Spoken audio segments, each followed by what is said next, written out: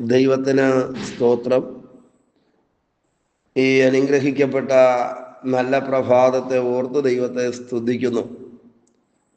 71-ാം സങ്കീർത്തനം 12-ാം വാക്യം പ്രാർത്ഥനയോടെ ധ്യാനിക്കാം. ദൈവമേ, എന്നോട് അകന്നിരിക്കരുതേ, എൻ്റെ ദൈവമേ, എന്നെ സഹായിപ്പാൻ വേഗം വരണമേ. അനുഗ്രഹിക്കപ്പെട്ട തിരുവചനത്തിൻ്റെ നന്മ പ്രാപിക്കേണ്ടതിന് ദൈവത്തിൻ്റെ ആത്മാവ് നമ്മെ ബലപ്പെടുത്തട്ടെ. ഭക്തനായ മനുഷ്യൻ്റെ ഹൃദയാഭിലാഷമാണ് ഈ വരികൾക്കകത്ത് നമുക്ക് കാണുവാനായി കഴിയുന്നത്. ദൈവത്തോട് പ്രാർത്ഥിക്കുകയാണ്, എന്നോട് അകന്നിരിക്കരുത്. ഈ തിരുവചനം നാം ധ്യാനിക്കുമ്പോൾ നാമും ദൈവവും തമ്മിലുള്ള ബന്ധത്തിൻ്റെ ആഴം തിരിച്ചറിയുവാൻ ദൈവാത്മാവ് നമ്മെ ബലപ്പെടുത്തട്ടെ. നമുക്കറിയാം, ജീവിതത്തിൽ പലപ്പോഴും പലരും നമ്മെ വിട്ട് അകന്നു പോകുന്ന അനേകം സന്ദർഭങ്ങൾ നമുക്ക് പറയുവാനായി കഴിയും. എന്നാൽ നമ്മെ സ്നേഹിക്കുകയും വീണ്ടെടുക്കുകയും ചെയ്ത മഹാദൈവം നമ്മെ വിട്ട് അകന്നു പോകുമോ? മനുഷ്യനും ദൈവവും തമ്മിലുള്ള ബന്ധത്തിന് ഏതെങ്കിലും സന്ദർഭത്തിൽ അകൽച്ചയുണ്ടാകുവാൻ സാധ്യതയുണ്ടോ? ചിലരുടെയെങ്കിലുമൊക്കെ ഹൃദയത്തിനകത്തൊരു ചിന്തയുണ്ട്, കൊടുക്കാവുന്നത് മുഴുവനും ദൈവത്തിന് കൊടുക്കുമ്പോൾ ദൈവം പ്രസാദിക്കുകയും അടുത്തിരിക്കുകയും ചെയ്യും. എന്നാൽ ഒന്നും കൊടുക്കാതെ വരുമ്പോൾ ദൈവം കോപിക്കുകയും ദൈവം അകലുകയും ചെയ്യും. എന്നാൽ തിരുവചനം പറയുന്നത് ഒരിക്കലും അങ്ങനെ അകലുന്ന ദൈവമല്ല. എന്നാൽ ഒരൊറ്റ കാര്യം മാത്രമാണ് നമ്മെയും ദൈവത്തെയും തമ്മിൽ അകറ്റുന്നത്. തിരുവചനം പറയുന്നത് നമ്മുടെ ജീവിതത്തിൽ കടന്നു വരുന്ന പാപത്തിൻ്റെ പ്രവൃത്തികൾ അഥവാ പാപം പരിശുദ്ധരായ ദൈവത്തെ നമ്മിൽ നിന്ന് അകറ്റിക്കളയുന്നു. പ്രിയരെ, ഭൂമിയിൽ ശ്രേഷ്ഠകരമായ അവസ്ഥ ഏതെന്ന് ചോദിച്ചാൽ ദൈവത്തോടടുത്തിരിക്കുന്നതാണ്, ദൈവവുമായി ചേർന്നിരിക്കുന്നതാണ്. എന്നാൽ പലപ്പോഴും പല സമയങ്ങളിലും പാപം മനുഷ്യന്റെ ജീവിതത്തിൽ കടന്നു വന്നിട്ട് ദൈവത്തെയും മനുഷ്യനെയും തമ്മിൽ അകറ്റാറുണ്ട്.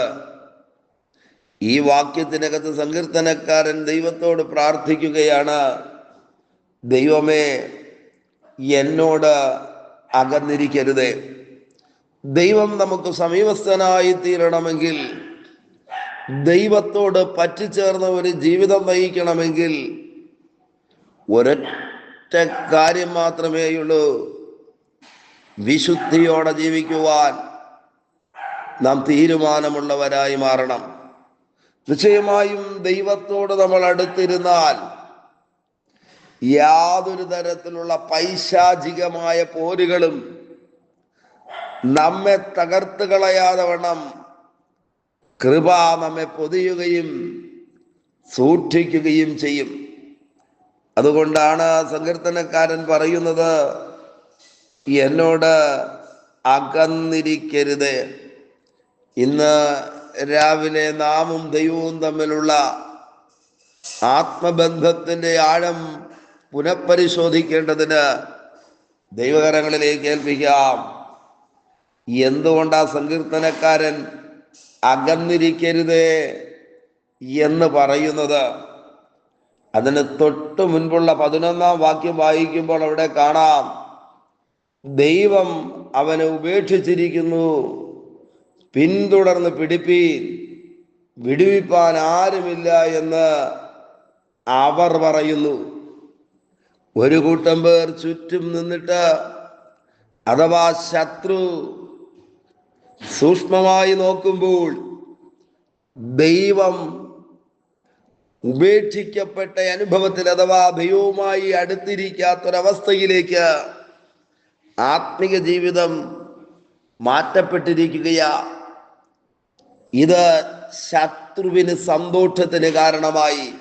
എന്താ കാര്യം? ദൈവത്തോടടുത്തിരിക്കുന്നിടത്തോളം കാലം പിന്തുടർന്ന് പിടിക്കാൻ പറ്റത്തില്ല. എന്നാൽ ഒരവസരം വീണ് കിട്ടിയിരിക്കുന്നു എന്ന് ശത്രു ഉച്ചത്തിൽ വിളിച്ചു പറയുകയാണ് പിടിക്കേണ്ടതിന്. ആമേൻ. ഇന്ന് പകൽ അലറുന്ന സിംഹത്തെ പോലെ ആരെ വിഴുങ്ങേണ്ടു എന്ന് കൊതിയോടെ നോക്കുന്ന പൈശാചിക ലോകം നമ്മുടെ ചുറ്റുമുണ്ട്. പ്രിയരെ, പിന്തുടർന്ന് പിടിക്കാതിരിക്കേണ്ടതിന് നാം ദൈവത്തോട് അടുത്തിരിക്കണം. ആമേൻ. എന്നിട്ട് പറയുകയാ, വെടിവിപ്പാൻ ആരുമില്ല എന്ന് ശത്രു പറയുകയാണ്. അപ്പോൾ ദൈവത്തോടടുത്തിരിക്കുന്ന ഒരു മനുഷ്യന് ലഭിക്കുന്ന രണ്ട് അനുഗ്രഹം അതിനകത്ത് എഴുതിയിട്ടുണ്ട്. ഒന്ന്, പിടിക്കുവാൻ ശത്രുവിന് കഴിയത്തില്ല. പിന്തുടരാം, പക്ഷെ പിടിക്കാൻ പറ്റത്തില്ല. രണ്ടാമത്തെ കാര്യം ആ വാക്യത്തിനകത്ത് എഴുതിയിരിക്കുന്നത്, അവനെ ഏത് പ്രതിസന്ധിയിൽ നിന്നും വിടുവിക്കേണ്ടതിന് ദൈവം സദാ ഒരുങ്ങിയിരിക്കുന്നു. അങ്ങനെയാണെങ്കിൽ ഇന്ന് രാവിലെ ദൈവത്തോടടുത്തിരിക്കേണ്ടതിന് ദൈവകരങ്ങളിലേക്ക് ഏൽപ്പിച്ചു കൊടുക്കാമോ? രണ്ടാമത്തെ കാര്യം പറയുന്നു, എന്നെ സഹായിപ്പാൻ വേഗം വരണമേ. പ്രതികൂലങ്ങളോ പ്രതിസന്ധികളോ ഭാരങ്ങളോ അസമാധാനങ്ങളോ ഇന്ന് രാവിലെ അനുഭവിക്കുന്നുണ്ടെങ്കിൽ ദൈവകരങ്ങളിലേക്ക് ഏൽപ്പിച്ച് പ്രാർത്ഥനയോടെ പറയാമോ, എന്നെ സഹായിക്കണമേ. മറ്റാരെക്കാളും സമീപസ്ഥനായിട്ട് ഈ ദൈവം നമുക്ക് വേണ്ടി വെളിപ്പെടുന്ന നല്ല മണിക്കൂറുകളായി തീരട്ടെ. ബലമുള്ള ദൈവകരങ്ങളിലേക്ക് നമുക്ക് നമ്മെ തന്നെ ഏൽപ്പിച്ചു കൊടുക്കാമോ? വലിയ കാര്യം ദൈവത്തിൻ്റെ പരിശുദ്ധയാത്മാവ് നമുക്ക് വേണ്ടി ചെയ്യട്ടെ. പ്രാർത്ഥിക്കാം ദൈവത്തോട്. പരിശുദ്ധ ദൈവമേ, സ്വർഗപിതാവേ, ഈ സന്ദേശം കേട്ടുകൊണ്ട് പ്രാർത്ഥിക്കുന്ന മുഴുവൻ പേരിലേക്കും ദൈവശക്തി അത്യധികമായി ഇറങ്ങുന്നത് കൊണ്ട് നന്ദി.